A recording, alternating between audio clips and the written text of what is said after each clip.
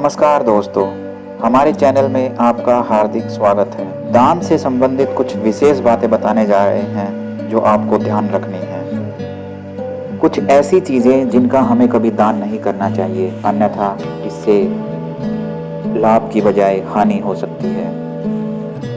दोस्तों, हिंदू धर्म में दान को बहुत महत्वपूर्ण माना गया है।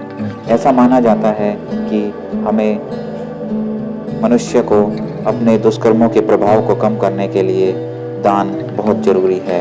इससे मनुष्य के दुष्प्रभाव कम होते हैं, उसको किए गए पापों से मुक्ति मिलती है। लेकिन इसमें ऐसा भी है कि कुछ ऐसी चीज़ें हैं जो हमें दान नहीं करनी चाहिए। अगर हम वो चीज़ें दान करते हैं तो जो फल हमें मिलना चाहिए उसके विपरीत हमें फल मिलता है, अर्थात हम लाभ के लिए कर रहे हैं तो हमें हानि हो जाती है। हम किसी शुभ कार्य से पहले कर रहे हैं तो उसमें नुकसान हो जाता है। तो कौन सी हैं वो चीज़ें, आइए जानते हैं। सबसे पहली चीज़ है झाड़ू।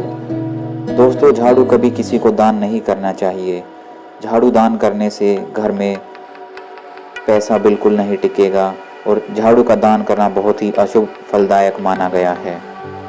इसके दान करने से लक्ष्मी देवी रूठ जाती हैं, बिजनेस में नुकसान हो जाता है, धीरे धीरे बचा सेविंग वाला पैसा खत्म होने लगता है। अगली चीज़ है प्लास्टिक की चीज़ें। आपने देखा होगा आजकल प्लास्टिक की काफ़ी चीज़ें प्रयोग की जाती हैं। उन चीज़ों को खुद खरीदा जाए तो ठीक है, लेकिन किसी को दान करना अच्छा नहीं माना जाता। यह घर की तरक्की और बिजनेस के लिए अशुभ माना गया है, इसलिए प्लास्टिक की चीज़ें कभी दान ना करें। अगली चीज़ है स्टील के बर्तन। शास्त्रों में कहीं भी स्टील का दान करने का उल्लेख नहीं है। स्टील से बनी किसी भी वस्तु का दान करने से बचना चाहिए। स्टील का दान करने से घर की सुख शांति खत्म हो जाती है और साथ ही दान देने वाले के संबंधों पर भी बुरा असर पड़ता है। अगली चीज है धारदार या नुकीली चीजें, जैसे चाकू, कैंची, तलवार आदि दान में देना अशुभ माना गया है। यह बैड लक का कारण बन सकता है। ऐसा करने से घर के लोगों के बीच तनाव बढ़ता है, संबंधों में दरार आती है, परिवार की सुख शांति भंग हो जाती है, घर परिवार में कलह का वातावरण बन जाता है। इसलिए कोई भी धारदार या नुकीली चीज़ें हमें किसी को दान नहीं करनी चाहिए। अगली चीज़ है खराब या उपयोग किया गया तेल। तेल दान करना शनि की शांति के लिए अच्छा होता है, लेकिन खराब या उपयोग किया गया तेल दान करना अशुभ फलों का कारण बनता है।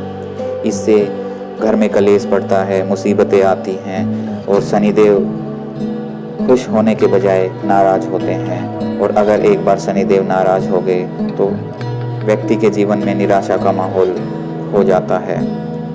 अगली चीज़ है पहने हुए कपड़े।